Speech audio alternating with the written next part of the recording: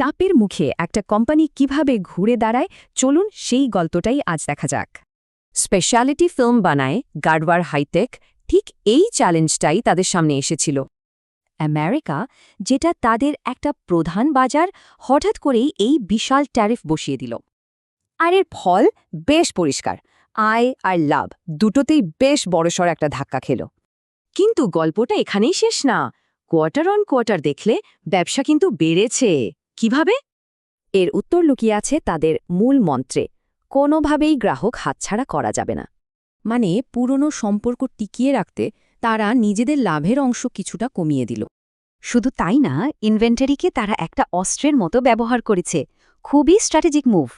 এখানেই আসল চমক, তারা তাদের প্রোডাক্ট মিক্সেও একটা বড়সড় বদল আনল। পিপিএফের ওপর ট্যারিফের চাপ থাকা সত্ত্বেও তারা এর উৎপাদন ক্ষমতা দ্বিগুণ করে দিচ্ছে। এবার আসা যাক তাদের লং টার্ম প্ল্যানে। ২০২৭ সালের মধ্যে নিজেরাই মূল কাঁচামাল বানাবে। আর এই এক চালেই পুরো কোম্পানির লাভ প্রায় ২% পর্যন্ত বেড়ে যেতে পারে। শুধু তাই নয়, তারা এখন সরাসরি কাস্টমারের কাছে পৌঁছানোর জন্য নতুন রাস্তাও বানাচ্ছে।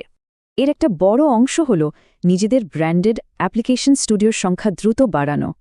লক্ষ্যটা দেখুন, আর্কিটেকচারাল ফিল্ম থেকে আগামী ৩ বছরে ৫০০ কোটি টাকা আয় করা। তো বোঝাই যাচ্ছে সামনের দিনগুলো কেমন যাবে তা নির্ভর করছে ট্যারিফ নীতির ওপর। প্রশ্নটা হলো, তাদের এইসব স্ট্র্যাটেজি কি শেষ পর্যন্ত রাজনৈতিক চাপ সামলাতে পারবে?